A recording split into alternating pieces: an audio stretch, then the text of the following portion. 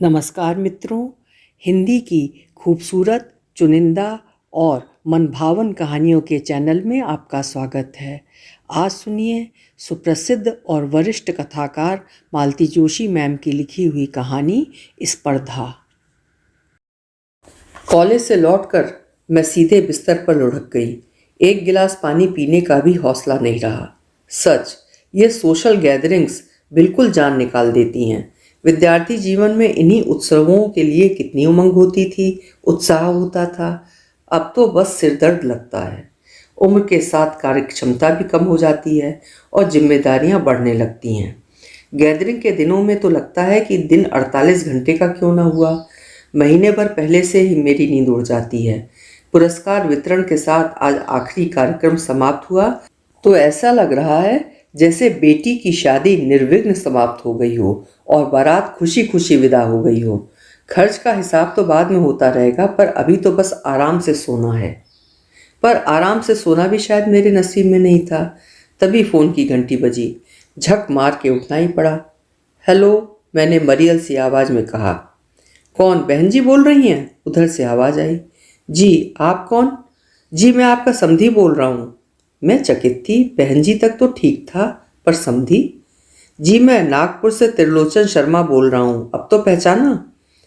माफ़ कीजिए, एकदम से आवाज़ नहीं पहचान पाई। कोई बात नहीं, अभी तो शुरुआत है। अब तो इस नाचीज़ की आवाज़ आपको इतनी बार सुननी पड़ेगी कि आदत हो जाएगी। भाई साहब कहाँ हैं? वे तो इस समय क्लब में होते हैं। कोई बात नहीं, बाद में बात कर लूँगा। सगाई की डेट के बारे में ही पूछना था। मैंने उन्हें आगे और कुछ बोलने का अवसर ही नहीं दिया। शिष्टाचार को ताक पर रखकर रिसीवर क्रेडल पर जोर से पटक दिया। बहन जी, समधी, सगाई, मैं कुछ समझ नहीं पा रही थी। या तो इस आदमी का दिमाग चल गया है या मेरे कान बज रहे हैं। अभी 15 दिन पहले ये सज्जन अपनी पत्नी और सुकन्या के साथ पधारे थे। उसी समय कोई 4-5 और भी लोग अपनी अपनी कन्याओं सहित हमारे यहाँ पधारे थे। मेरे दिमाग में तो सब कुछ इतना गड्ढमड्ढ हो गया था कि किसी की शक्ल भी ठीक से याद नहीं रही थी। मनोज तो एकदम बौखला गया था। मम्मी, ये क्या आपने हाथ सी लगा रखी है? मैं हफ्ता भर यहाँ रिलैक्स होने के लिए आया हूँ, तो आपने मुझे इन अजनबी लोगों के बीच शो पीस बनाकर छोड़ दिया है। It is so disgusting. तो क्या करें बेटा, तुम ही बताओ। तुम इतनी दूर वहाँ कोचीन में बैठे हो, यहाँ लड़की वाले हमें घेरे रहते हैं। उन्हें क्या जवाब दें, बताओ तो। आखिर फाइनल डिसीजन तो तुम्हें ही लेना है ना। पूरी छुट्टी वो मुंह फुलाए ही रहा। उसे ये प्रदर्शन बिल्कुल अच्छा नहीं लग रहा था। अच्छा तो खैर मुझे भी नहीं लग रहा था, पर कोई और विकल्प भी तो नहीं था। बड़ी मुश्किल से उसे मना पाई थी मैं। अपना निर्णय बाद में बताने की कहकर वो लौट गया था और नागपुर वाले सज्जन एकदम सगाई की ही तारीख पूछ रहे हैं। रात खाना खाते समय मैंने इनसे कहा, नागपुर वाले त्रिलोचन शर्मा जी का फ़ोन आया था। क्या कह रहे थे? मुझे तो ये आदमी जरा खिसका हुआ लगता है। ऐसा मत कहो यार, वे हमारे समधी होने जा रहे हैं। वे हमारे समधी कैसे हो गए? हुए नहीं हैं, होने जा रहे हैं। आपके बेटे ने उनकी बेटी के हक में अपना फैसला सुना दिया है। मेरा कौर हाथ ही में रह गया। मैं मुंह बाए उन्हें देखती रही। इस तरह आंखें फाड़ कर क्या देख रही हो? क्या कोई अनहोनी हो गई या तुम्हें लड़की पसंद नहीं है? मनोज का फ़ोन आया था? हाँ, कल रात को आया था। मुझे बता तो सकते थे। तुम अपने कल्चरल प्रोग्राम में व्यस्त थी। ठीक है, वो मेरी नौकरी का एक हिस्सा है, पर देर सवेर घर तो लौटती हूँ। सॉरी यार, तुम इतनी देर से लौटी थी कि बात दिमाग से ही उतर गई। फिर सुबह तो ऐसी भागम भाग रहती है कि इतनी बड़ी बात मुझे बताना भूल गए, पर नागपुर वालों को इंटीमेट करना याद रहा। क्या उसके लिए भी मेरा इंतज़ार नहीं कर सकते थे? क्या मेरा इतना भी हक नहीं है कि यह बात मुझे लड़की वालों से पहले मालूम हो? सॉरी कह तो चुका हूँ यार, पर क्या करूँ। दरअसल मैं बहुत खुश था और घर में मेरी खुशी शेयर करने वाला कोई नहीं था। मैंने सोचा चलो शर्मा जी को ही एक खुशखबरी सुना देते हैं। वैसे भी ये तो तय था कि अंतिम निर्णय मनोज का ही होगा। उसका ओके सिग्नल मिल गया, बात खत्म। इसके बाद वहाँ बैठना मेरे लिए दूभर हो गया। लगा कि किसी भी क्षण मैं रो पड़ूंगी, और मैं इस शख्स के सामने रोना नहीं चाहती थी। खाना अधबीच में छोड़कर ही मैं उठाई। मैं अपने को बेहद उपेक्षित और अपमानित अनुभव कर रही थी। मुश्किल तो ये थी कि सामने वाले को मेरी पीड़ा का जरा भी एहसास नहीं था कि उससे कुछ भूल हुई है, और अगर हुई भी है तो उसके हिसाब से सॉरी कहते ही सारे पाप धुल जाते हैं। वैसे मुझे आज खुश होना चाहिए था। 28 साल का लड़का बड़ी मुश्किल से शादी के लिए राजी हुआ था। दिल से एक बोझ हट गया था। नीरजा को भी स्वदेश बुलाने का एक बहाना मिल गया था। मुझे सचमुच खुश होना चाहिए था, पर खुशी कुछ ऐसे गलत ढंग से मेरी ज़िंदगी में दाखिल हुई थी कि मैं उसका ठीक से स्वागत भी नहीं कर सकी। 2-3 दिन मैं यूं ही अनमनी बनी रही। कई बार मनोज को फ़ोन करने का मन हुआ, पर जब्त कर गई। ऐसे में नीरजा बहुत याद आई। सयानी लड़की माँ के लिए सहेली की तरह होती है। मन का दुख उससे सुनकर कहा जा सकता है, लड़के के साथ वो बात नहीं होती। 2-4 दिन बाद मनोज का ही फ़ोन आ गया। छूटते ही बोला, क्या बात है मम्मा, यू आर नॉट हैप्पी? नहीं तो किसने कहा? डैडी बता रहे थे। ओह आई सी। और नेहा भी कह रही थी। नेहा कौन? कम ऑन मम्मा, अपनी होने वाली बहू का नाम तो याद कर लो। सॉरी बेटे, अभी सब कुछ नया नया है ना, इसीलिए। नेहा तुम्हें कहाँ मिली? मिलेगी कहाँ, उसके पापा ने सुबह फ़ोन पर उससे बात करवाई थी। ये हुई ना बात। शर्मा जी बड़े चलते पुर्जे हैं, जरा सी समय नहीं गंवाना चाहते। हर तरह से ठोंक बजाकर शादी पक्की कर लेना चाहते हैं। हाँ तो बेटा, नेहा क्या कह रही थी? यही कि उसके पापा ने जब आपसे फ़ोन पर बात की तो आप बड़ी स्टिफ लगीं। कारण जानना चाहोगे? उस समय तक तो मुझे इस बात का जरा भी इल्म नहीं था कि नेहा इस घर की बहू बनने जा रही है। मैं स्टिफ नहीं थी, दरअसल मैं भौचक्की रह गई थी। क्या बात करती हो, डैडी ने तुम्हें कुछ नहीं बताया? नहीं, वे भूल गए थे हमेशा की तरह। मुझे ब्लैकलिस्ट करने का कोई भी मौका वे नहीं छोड़ते। So he is at his game again. कोई बात नहीं, मैं नेहा को समझा दूंगा। अरे ये बेवकूफ़ी मत करना। जो कुछ भी जानना समझना है शादी के बाद वो खुद समझ जाएगी। उसे अभी से क्यों बताते हो कि इस घर में मेरी हैसियत क्या है? मनोज ने बिल्कुल सही शब्दों का इस्तेमाल किया था। ही is at his game again. पिता के इस खेल को बचपन से ही देखता चला आया है। जब छोटा था इसके मर्म को नहीं समझता था, अब तो समझदार हो गया है। बच्चे जब छोटे थे तो ननिहाल जाने को उत्सुक रहते। मुझे भी माँ से भाई बहनों से मिलने की ललक रहती। लंबा चौड़ा परिवार था। छुट्टियों में एक आध शादी तो निकल ही आती, उसमें भी शरीक होने का चाव रहता। मैं आतुरता से सामान बांध रही होती कि ननद रानी का तांगा दरवाजे पर रुकता। पता चलता भाई ने बड़े मनुहार से उन्हें बुलाया है।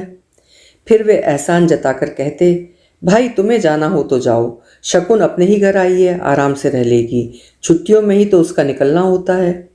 फिर या तो मेरा जाना मुलतवी हो जाता या कोई ज़रूरी शादी होती तो मैं निपटा कर लौट आती, पर मेरा मूड उखड़ा ही रहता। फिर ढेर सारा सामान बटोर कर जाते हुए ननद रानी कहती, भैया जी, भाभी का मन ना हुआ करे तो हमें मत बुलाया करो। इतनी दूर से इतना खर्च करके हम आते हैं, किसी का सूजा हुआ मुंह देखते हैं तो बुरा लगता है। छुट्टियां मेरी भी वही गिनी चुनी होती थीं। कितनी बार कहा कि हम लोग प्लानिंग करके तालमेल बिठाकर शकुन को बुलाया करेंगे। हर साल का ये नाटक अच्छा नहीं लगता, पर मेरी सलाह लेना या मुझसे पूछकर प्रोग्राम तय करना तो इनकी शान के खिलाफ था। कई बार ऐसा हुआ है कि मैं कॉपियों के बंडल लेकर घर लौटी हूँ और पता चला है कि इनके 3-4 दोस्त खाने पर आमंत्रित हैं। झक मार कर रसोई में घुसना पड़ता था। फिर खाना खाते समय इनकी क्षमा याचना का दौर शुरू करना। माफ़ करना यार, कुछ खास नहीं बन पाया। दरअसल उमा के कॉलेज में एग्ज़ाम चल रहे हैं। She is so busy you know. मेहमान बेचारे संकोच से भर उठते और मैं शर्म से गड़ जाती। खाने का स्वाद चौपट हो जाता और मेरी 3 घंटे की मेहनत मिट्टी हो जाती। एक बार माँ की बीमारी का तार आया तो ये मुझे बताए बिना नासिक पहुँच गए। वहाँ जाकर बताया कि नीरजा की पीएमटी की तैयारी चल रही है। इस समय उमा का घर से निकलना मुश्किल है। तब भैया ने मुझे डांट कर चिट्ठी लिखी कि नीरजा तो अगले साल भी पीएमटी दे सकती है, पर तुम माँ को दोबारा नहीं देख पाओगी। चिट्ठी मिलते ही मैं भागी भागी गई। अच्छा हुआ कि 2 दिन पहले पहुँच गई, नहीं तो ज़िंदगी भर के लिए मलाल रह जाता। भाभी मुझे सुनाकर कहती फिर रही थी कि बच्चे तो सबके पढ़ते हैं, पर ऐसी अनोखी पढ़ाई कभी नहीं देखी कि मरती हुई माँ का मुंह देखने की भी फुर्सत नहीं है। इससे तो हमारे जमाई बाबू अच्छे, बेचारे खबर मिलते ही दौड़े चले आए। अब इनकी कारगुजारी का मैं बखान करती भी तो कोई विश्वास करता? अगर किसी नौकर की बदतमीजी से तंग आकर मैं उसे निकाल देती तो ये दूसरे दिन ही उसे पुचकार कर ले आते। कहते, आजकल अच्छे नौकर मिलते कहाँ हैं, तुम तो एकदम भड़क जाती हो, जरा जब्त करना सीखो। फिर वो नौकर जब तक रहता मुझसे अकड़ कर रहता। किसी दिन साहब बहादुर को स्वयं उसकी बदतमीजी झेलनी पड़ती, तब उसकी छुट्टी होती। वैसे भी मेरे भृत्य गणों की आम राय यही रही है कि साहब देवता आदमी हैं, बाई साहब बहुत तेज हैं। एक जमाना था जब बच्चों की नज़रों में भी मेरी छवि खलनायिका की सी ही थी। डैडी दुनिया के बेस्ट फादर थे। मैं धूप में खेलने के लिए मना करती तो इन्हें शहर के बाहर कोई पार्क याद आ जाता। फौरन बच्चों को लेकर निकल पड़ते। खूब चाट कोल्ड ड्रिंक खाई और पी जाती। फिर बच्चे अगर रात रात भर खांसते तो जागरण मुझे करना पड़ता। ऊपर से मुझे कहते, तुम्हारी एक्स्ट्रा केयर ने इन्हें बहुत नाजुक बना दिया है, मैं उन्हें रफ टफ बनाना चाहता हूँ। मैं बच्चों को समय से सोने के लिए भेजती तो एक कमरे में जाकर किस्से कहानियाँ सुनाने लगते या फिर कैरम लेकर बैठ जाते। कहते, ये घर है भाई, तुम तो हॉस्टल की तरह पाबंदियाँ लगा देती हो। फिर अगली सुबह ये तो चैन से खर्राटे भर रहे होते और बच्चों को जगाकर समय से तैयार करते हुए मुझे रोना आ जाता। जब तक बच्चों की परीक्षा समाप्त नहीं हो जाती मैं फ्रिज में पानी की बोतल नहीं रखती थी, पर ये रोज़ शाम बच्चों को आइसक्रीम खिलाते थे। पेपर्स के बीच में अगर 2 दिन का भी गैप हुआ तो पिक्चर दिखाने ले जाते। कहते, रात दिन पढ़ते पढ़ते बोर हो गए हैं बेचारे, थोड़ा रिलैक्सेशन तो चाहिए ही कि नहीं। बाहर के कमरे में सिनेमा की दर्जनों रंगीन पत्रिकाएं पड़ी रहती। मैं कहती, आपको अच्छी लगती हैं तो शौक से पढ़िए, पर बच्चों की पहुंच से तो दूर रखिए। ये फौरन मुझे डपट देते। कहते, घर में अपनी मास्टरी मत चलाओ भाई, आजकल के बच्चों को सब कुछ जानना चाहिए, नहीं तो दोस्तों के बीच बॉर्डम नजर आएंगे। उनका तो आज भी दावा है कि मेरी ट्रेनिंग थी जो तुम्हारे बच्चे इतने स्मार्ट निकल आए हैं, नहीं तो किताबी कीड़े बनकर रह जाते हैं। ये तो मेरा भाग्य अच्छा था कि समय रहते बच्चों को खुद अकल आ गई। कक्षा में लगातार 2 साल तक रैंक खिसकती चली गई तो मनोज को होश आया। 10वीं में उसने पढ़ाई में दिन रात एक कर दिया। यही नहीं, उसने नीरजा को भी डांट टपट कर पढ़ाना शुरू कर दिया। शुरू शुरू में तो वो मुंह फुलाए रही, पर बड़े भाई की धौंस के आगे उसे झुकना ही पड़ा। समझ गई कि डैडी का प्रताप माँ के राज्य में ही चल सकता है, भाई के यहाँ उसकी पहुँच नहीं है। बच्चे जब से दूर चले गए हैं इनका खेल बंद सा था। अब शादी के अध्याय के साथ इनकी चेतना ने फिर करवट ली है। तो फिर सगाई के लिए कौन सी तारीख ठीक रहेगी? मुझसे क्या पूछ रहे हैं, जो ठीक समझे रख लीजिए। अजीब मुसीबत है, अगर पूछता नहीं हो तो पिनक जाती हो, अब पूछ रहा हूं तो ताव खा रही हो। जब कहने सुनने वाली बात होती है तब तो मेरी याद आती नहीं, अब नाटक कर रहे हैं। उसके लिए माफ़ी मांग तो चुका हूँ देवी, अब क्या फांसी दे दोगी? तब से एक ही बात को घिस रही हो, कुछ आगे भी तो तय करना है कि नहीं? कर लीजिए, आप और आपके विद्वान समधी दोनों मिलकर तय कर लीजिए। तुम्हारी सहूलियत भी तो देखनी पड़ेगी। 26 साल की नौकरी है मेरी, जिस दिन कहेंगे चली चलूँगी। उनका चेहरा इतना सा निकल आया। 2-3 दिन इसी तरह मुंह लटकाए घूमते रहे, मुझे मनाने के बहाने खोजते रहे। जब मैं नहीं पसीजी तो हार मानकर खुद ही यहाँ वहाँ फ़ोन करते रहे। हफ्ते भर बाद ही मैं कुछ नॉर्मल हो पाई। अपमान का दंश तो खैर अब भी ताज़ा था, पर सोचा बेटे की खुशी में वो बाधक क्यों बने। हम दोनों तो जिंदगी भर इसी तरह जूझते रहने को अभिशप्त हैं, पर बेटे के सारे काम हंसी खुशी होने चाहिए। एक दिन मैंने ही सहज भाव से पूछ लिया, फिर कौन सी तारीख तय की है? 26। इसका मतलब है अब केवल 10 ही दिन रह गए हैं। रिजर्वेशन हो गए? हाँ, बाकी तैयारी भी तो करनी है। कैसी तैयारी? क्यों, गोद भरने क्या खाली हाथ जाएंगे? साड़ी अंगूठी सब तो लेना होगा। उसका भी इंतजाम हो गया है। मैंने शर्मा जी से कह दिया है कि नाप से अंगूठी बनवा लें, साड़ी भी उसकी पसंद से खरीद लें, आखिर पहननी तो उसे ही है। अपनी पसंद के कपड़े तो जिंदगी भर पहनेगी, हमारी पसंद के पहनने के तो यही 2-4 मौके होते हैं। तो मैं क्या करूं? तुम इतनी डिसइंटरेस्टेड लग रही थी कि मैंने यही ठीक समझा। मैं इंटरेस्टेड हूँ या नहीं ये तो ईश्वर जानता है, पर आपने प्रचार तो खूब कर रखा है। परसों भैया भी मुझसे फ़ोन पर पूछ रहे थे, क्या लड़की तुम्हें पसंद नहीं है? भैया को तो खैर मैं समझा सकती हूँ, पर यही बात यहाँ वहाँ होते हुए लड़की के कान में पड़ गई तो उसके मन में तो गांठ पड़ जाएगी। उसके मन में पड़े ना पड़े, तुम्हारे मन में तो पड़ गई है ना। ठीक ही तो कह रहा हूँ, तब से उसको लड़की लड़की कहे जा रही हो। बहू ना कहना चाहो तो ना सही, पर 2 अक्षर का छोटा सा नाम है उसका, क्या वो नहीं ले सकती? अपने आप में ये कोई तर्क नहीं था। मैंने अब तक इनके मुंह से भी नेहा का नाम नहीं सुना था, पर जिस ढंग से इन्होंने ये बात उठाई थी वो ढंग जोरदार था। मैं भीतर ही भीतर कांप उठी थी। कहीं इन्होंने मनोज के सामने भी यही बात कह दी तो? मैं कब तक उसको सफाई देती रहूंगी? मनोज तो खैर अपना बेटा है, पर कल को बहू के सामने भी इसी तरह कोई नाटक हुआ तो बहू तो पहले ही दिन से तलवार खींचकर खड़ी हो जाएगी। स्टेशन पर हमें रिसीव करने वालों में मनोज भी था। तुम यहाँ कैसे? इन लोगों ने रिंग सेरेमनी जैसा कुछ रखा है ना?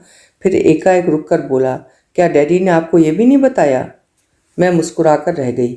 ये तो अच्छा हुआ कि मनोज के डैडी उस समय समधी के गले मिलने में व्यस्त थे, नहीं तो इतने लोगों के सामने कह बैठते तुम्हारी माँ खास इंटरेस्टेड नहीं थी इसलिए मैंने नहीं बताया। मुझे सचमुच इस रिंग सेरेमनी के बारे में कुछ पता नहीं था। मैं तो यही समझ रही थी कि हम लोग बहू की गोद भरने जा रहे हैं। शर्मा जी भी इन दोनों मुझसे बात करते कतराते थे। अगर संयोग से फ़ोन पर मैं हुई तो दुआ सलाम करने के बाद कहते, प्लीज़ ज़रा भाई साहब से बात करवा दीजिए। हम लोगों को होटल पर छोड़कर शर्मा जी थोड़ी देर को घर चले गए थे। हम लोग नहा धोकर तैयार हुए तो वे हालचाल पूछने आ गए। मैंने अतिरिक्त उत्साह दर्शाते हुए कहा, तो सुनाइए शर्मा जी, आज का कार्यक्रम क्या है? कार्यक्रम तो वही है बहन जी जो मैंने फ़ोन पर बताया था। गोद भरने का मुहूर्त 4 बजे का निकला है। उस समय सिर्फ घर घर के ही लोग होंगे। शाम को मेहमानों की उपस्थित में रिंग सेरेमनी होगी और फिर डिनर। दोनों की अंगूठियां बन गई हैं, मैं लाना भूल गया। कोई बात नहीं, शाम को देख लेंगे। शर्मा जी, अभी महाराष्ट्र एक्सप्रेस से मेरे भाई आने वाले हैं। स्टेशन पर जाने की व्यवस्था हो सकेगी? जी, मैं खुद जा रहा हूँ। मुझे खबर मिल गई थी, पर दिक्कत ये है कि मैं उन्हें पहचानता नहीं हूँ। भाई साहब साथ चले चलते तो अच्छा रहता। दूल्हे राजा को तो आज के दिन स्पेयर करना ही पड़ेगा। मैं तैयारी हूँ, इन्होंने कहा। आप ज़रा ट्रेन का टाइम पता कर लें। जी, अभी फ़ोन करके आता हूँ। शर्मा जी के बाहर जाते ही मुझ पर बरस पड़े। लगे हाँ, साड़ी का भी पूछ लेती ना। इसमें पूछना क्या है, जब आपने कहा है तो उन्होंने व्यवस्था की ही होगी। नहीं तो हम कर लेंगे। कर कैसे लेंगे? पहले से पता तो होना चाहिए कि नहीं? तभी मनोज नहा धोकर कमरे में दाखिल हुआ। उसका चेहरा खिले गुलाब का सा लग रहा था।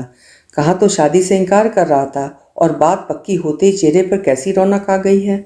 अरे वाह, आप लोग तो बिल्कुल तैयार बैठे हैं। हाँ, डैडी मामा को लेने स्टेशन जा रहे हैं। अरे ये काम मनोज को ही सौंप दो ना। कौन सा काम? ये साड़ी वाड़ी का नेहा से बात करके पता कर लेगा। खबरदार, मनोज किसी से कुछ नहीं पूछेगा। इस घर का दामाद है वो, और नेहा से करने के लिए क्या यही बात रह गई है? वॉट इज़ द प्रॉब्लम मम्मा? कुछ नहीं बेटे, इन्होंने शर्मा जी से कहा था साड़ी और अंगूठी आप खरीद लें। अब कहा है तो विश्वास करना चाहिए कि नहीं? क्या साड़ी और अंगूठी जरूरी है? जरूरी तो है ही, बहू की गोद क्या खाली हाथ भरी जाएगी? इतना जरूरी था तो आप खुद लेकर आते।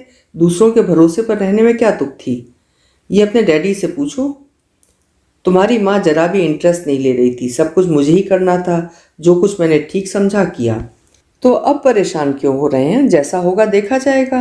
अंगूठी तो रिंग सेरेमनी के लिए बुक हो गई है, साड़ी मिल गई तो ठीक है, वरना फल फूल मिठाई तो है ही। ना होगा कुछ रुपए रख देंगे। मैंने देखा, पल भर पहले गुलाब की तरह खिला मनोज का चेहरा एकदम कुम्हला गया था। बेचारा लड़का टेंशन में आ गया था। शर्मा जी काफ़ी देर बाद लौटे। वे नाश्ता भी लगवा कर लाए थे। शाही सरंजाम था, पर मनोज केवल मुंह जूठा कर कर रह गया। ससुर के लाख इसरार के बावजूद उसने चाय और टोस्ट के अलावा कुछ भी नहीं लिया। ये लोग जब स्टेशन चले गए तो मैंने कहा, इतना टेंशन क्यों कर रहे हो बेटा? तुमने नाश्ता भी ठीक से नहीं किया। आप लोग हमेशा ऐसी गड़बड़ क्यों करते हैं? गड़बड़ मैंने नहीं, हमेशा की तरह तुम्हारे पापा ने ही की है। पर अब भद तो सबकी ही उड़ेगी। पहले ही दिन अच्छी खासी फजीयत हो जाएगी। तुमने अपनी माँ को इतना बेवकूफ़ समझा है? इधर देखो। मैंने अपना सूटकेस खोलकर सारा सामान उसके सामने रख दिया।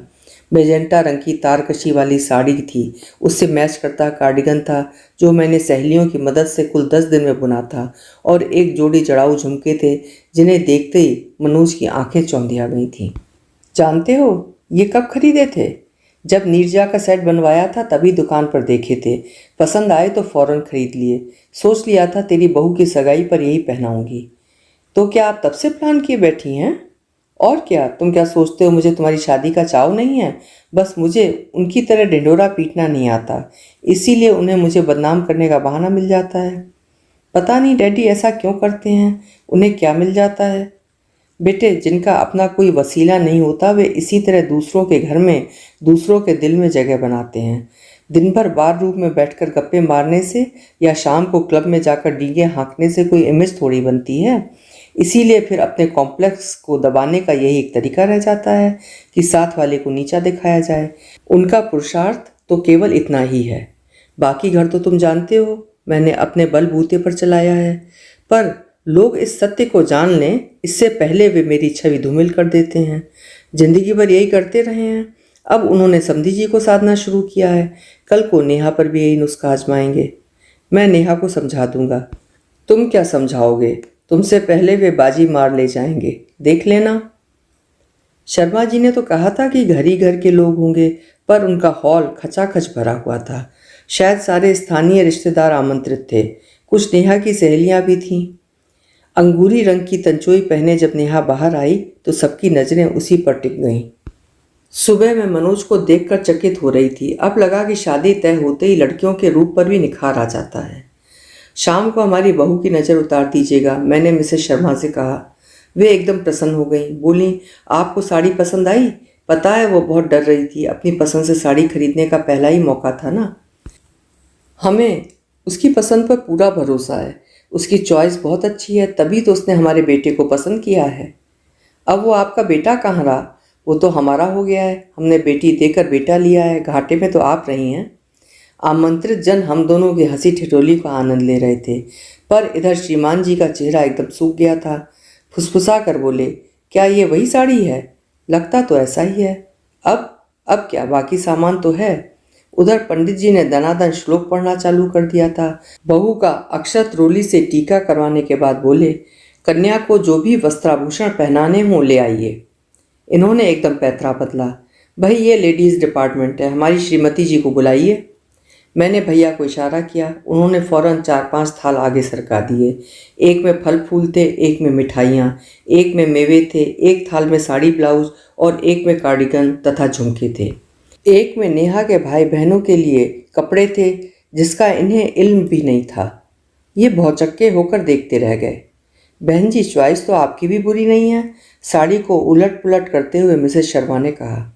चॉइस अच्छी है तभी तो आपकी बिटिया को बहू बना रहे हैं, मैंने एक तरह से हिसाब बराबर करते हुए कहा। थोड़ी देर पहले अपने बेटे की तारीफ की थी, अब उनकी बिटिया की तारीफ लाजमी थी। नेहा से कहिएगा शाम को ये साड़ी पहनेगी। वाह, नेहा की तो चांदी हो गई, एक दिन में 2-2 साड़ियाँ। आप एक ही दिन में 2-2 फंक्शन भी तो कर रहे हैं। शाम का फंक्शन बहुत जोरदार रहा। शर्मा जी ने काफ़ी लोगों को बुला लिया था। वीडियो वाले तो दोपहर से लगे हुए थे। खाने का इंतजाम भी अच्छा था। लोग नए जोड़े की तारीफ कर रहे थे। सुनकर मेरा मन पुलकित हो रहा था। कार्यक्रम के बाद दोनों आशीर्वाद लेने आए। जैसे ही नेहा इनके चरणों पर झुकी, ये बोले, पहले अपनी सास को प्रणाम करो, चाहो तो हमारे हिस्से का प्रणाम भी उन्हें ही निवेदित कर दो।